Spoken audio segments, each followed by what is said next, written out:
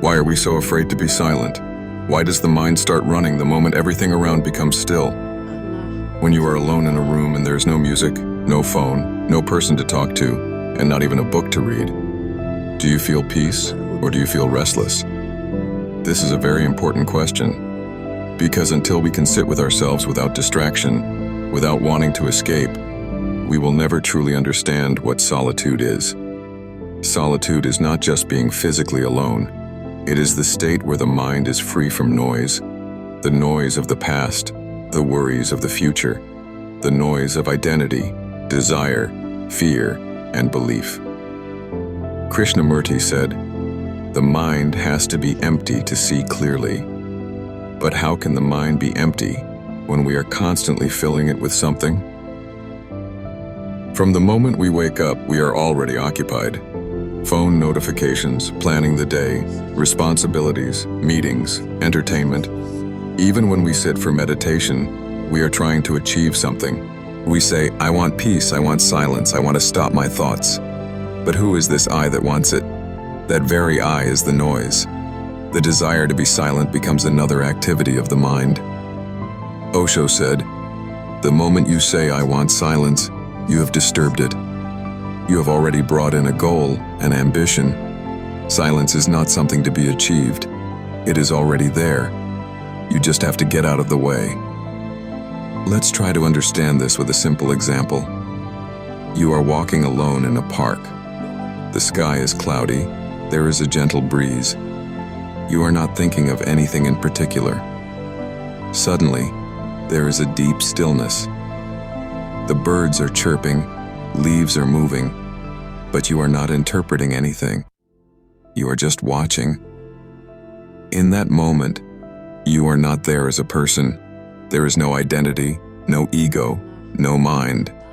Only watching. That is solitude. Not because you are away from people, but because the watcher in you has become pure. Can you feel the difference? Normally, when you see something beautiful, your mind says, "How peaceful this is. I wish I could have this every day." And just like that, the mind is back. The moment you want to hold on to the experience, it disappears. Krishnamurti once asked a student, "Can you look at a flower without naming it?"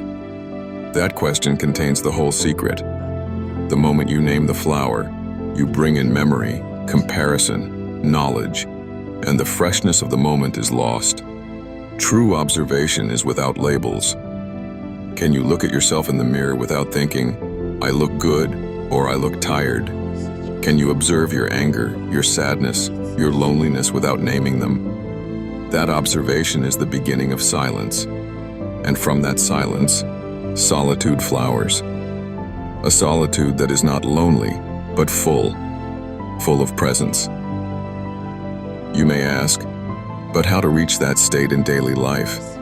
I have so many responsibilities, people to deal with, problems to solve. Yes, daily life is noisy, but the noise is outside. You can still find quiet within. Even while working, you can watch your breath, your thoughts. You can pause between two tasks and just look at the sky for a minute. You can sit on your bed at night without doing anything and just listen to the sounds around you. Slowly you start finding small pockets of silence, and if you respect them, they grow. You don't need to run away to the Himalayas. The Himalayas are already inside you, waiting to be uncovered. Osho would often say, "Be a watcher on the hills. Watch your thoughts as if they are clouds passing by. Don't chase them. Don't push them. Just watch." In the beginning, it may seem difficult, because the habit of thinking is old. Thoughts will come. The key is to not identify. Just see, a thought is coming, a desire is arising, a memory is appearing. That simple seeing creates space. And in that space, something magical happens. The thoughts lose their power. You are no longer trapped in them. That is the first taste of freedom. And freedom is the heart of solitude. Think of a crowded market. People shouting, horns blaring, sellers calling customers.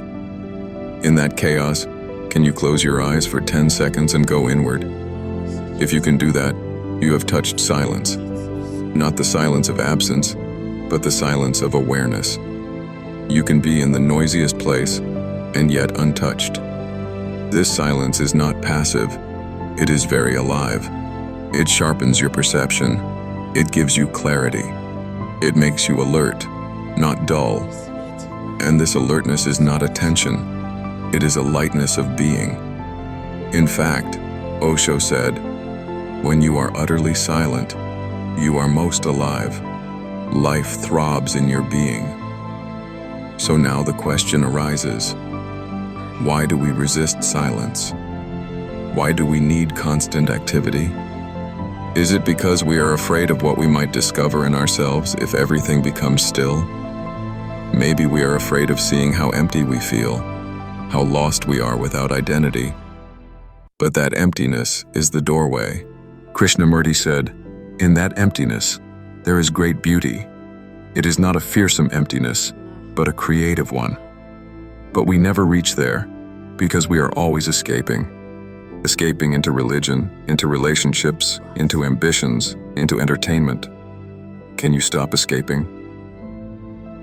When you sit alone in your room at night, no lights, no sound, can you just sit without any desire? Not even the desire to become spiritual? That state is rare, but that is the real doorway to solitude.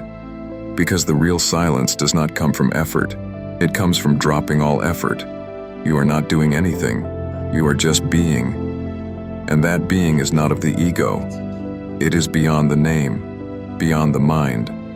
You are not a man, not a woman, not a Hindu or Muslim, not rich or poor. You are just the awareness, the watcher. And that watcher is not separate from the silence. It is silence. Let's look at another example. You are sitting by a river.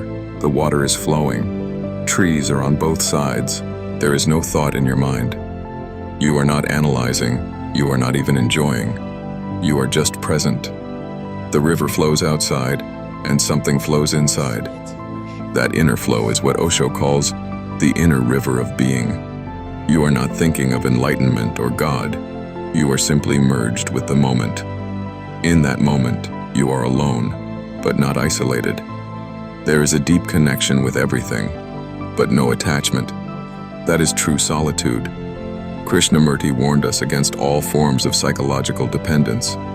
He said, when there is no dependence psychologically, then there is the beauty of solitude. Can you live without depending on praise, on validation, on image? Can you be with people, yet inwardly free from needing them? That is real aloneness. Most of us don't want this. We want relationships, we want attention, we want belonging. But these things create noise. If you can sit in a cafe with people around and still be with yourself, not caught in their eyes, not caught in your own self-image, then you are walking the path of solitude. And remember, solitude is not cold. It is not dry. It is full of joy. It is full of love. But it is a love that does not depend on someone else. It is a love that arises from silence. When your heart is quiet, it opens. When your mind is still, life enters. Osho said, only in deep aloneness, where no desire exists, does the flower of love bloom. You don't have to search for love outside. It will come like a fragrance from your own being when you are rooted in silence. So the next time you are free, don't rush to fill the time. Sit quietly. Watch your thoughts. Let the restlessness come. Don't fight it. Don't run from it. Watch it. Be with it. Slowly the surface noise settles, like mud in water, and you begin to see deeper. You begin to see the watcher, the one who is behind the eyes, behind the thoughts. And when that watcher becomes strong, solitude becomes your nature. You no longer feel lonely in the absence of others. In fact, you begin to enjoy your own presence. You begin to enjoy the sound of birds, the touch of wind, the play of shadows. Everything becomes alive. Even in suffering, if you are watchful, you can remain in solitude. Pain comes, but you are not the pain. You are the witness. That witnessing makes even suffering a doorway to depth. Solitude does not mean escaping pain. It means being with it, without identification. It means seeing everything clearly, your desires, your wounds, your attachments, and being free of them. Not by pushing them away, but by understanding them through silent observation. Osho and Krishnamurti both emphasize this simple truth. Awareness is the key. Not effort, not belief, not practice, just pure awareness. And awareness cannot be taught. It must be discovered in direct experience. So stop reading for a while. Stop seeking. Go out and sit under a tree, or sit quietly in your room. Just watch. Let the river of thought flow.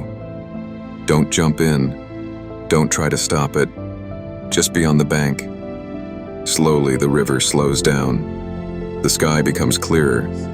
And in that clarity, solitude becomes a living presence, a blessing, a meditation, a way of being.